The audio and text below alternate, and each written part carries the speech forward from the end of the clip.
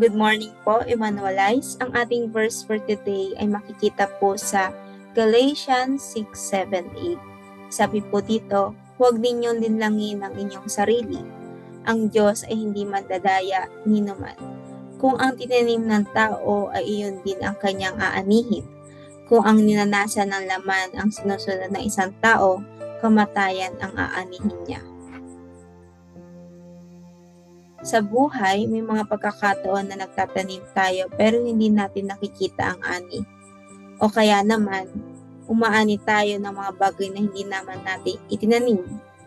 Sa kaharian ng Diyos, kailangan nating magtiwala sa Kanya kahit hindi natin nakikita ang bunga ng ating ginagawa. Kailangan nating maniwala na magdadala ng mabuting bagay ang Diyos mula sa lahat ng ating itinatag. Kahit hindi natin ito makita, at mayroong biyaya kahit hindi natin kayang magtanim. Ang prinsipyo ng pagtatanim at pag-aani ay tungkol sa mga biyaya at kahinatnan. Kung tayo ay nagtatanim ng mabubuting bagay, aanihin din natin ang mabubuting bagay, pero hindi palagi sa parehong lugar. Madalas nagtatanim tayo sa isang lugar at umaani sa iba. Laging tandaan na ang pagtitipid sa pagtatanim ay magtitipid din sa pag-aani at ang sagana sa pagtatanim ay magiging sagana rin sa pag-aani.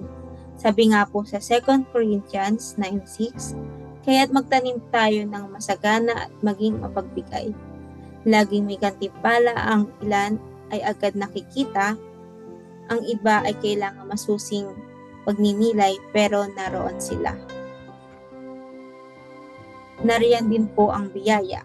Ang mga naniniwala sa karma ay hindi madalas kinukonsider ang biyaya.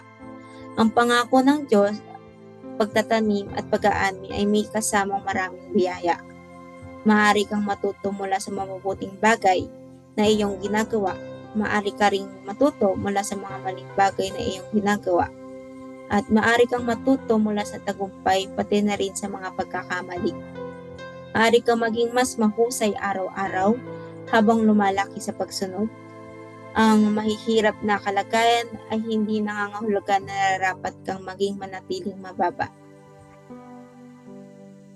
Ang paggawa ng mabubuting gawa ay maaaring magbigay ng mga provision, pero maaari ka ring makatanggap ng mga provision kahit hindi nararapat sa biyaya ng Diyos. At maaari ka ring makatanggap ng mga provision gaya ng aral at pangalawang pagkakataon kahit gumagawa ka ng mali.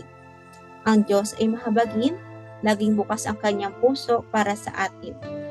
Napakabukas palad sa parehong biyaya at awa. Ang karma pong tinatawag nila ay nagtuturo ng paggawa ng mga bagay upang makakuha ng iba pang bagay. Ngunit mas gusto ng Diyos na gumawa tayo ng mabubuting bagay bilang isang regalo mula sa pagpapasalamat na nararamdaman natin para sa kanyang pag-ibig. May mga pagkakataon tayong umani na ating itinanim. Kadalasan, umaani tayo ng higit sa itinanim natin. Minsan, umaani tayo sa huli kaysa sa itinanim natin. At minsan, umaani tayo sa mga bagay na hindi naman natin itinanim. Ang Diyos ay laging nagdadala ng maraming biyaya, parehong nararapat at hindi nararapat. Sa totoo lang po, kahit ang mga bagay na pinaghirapan natin ay hindi nararapat, ang Diyos ay higit na mabuti kaysa sa nararapat.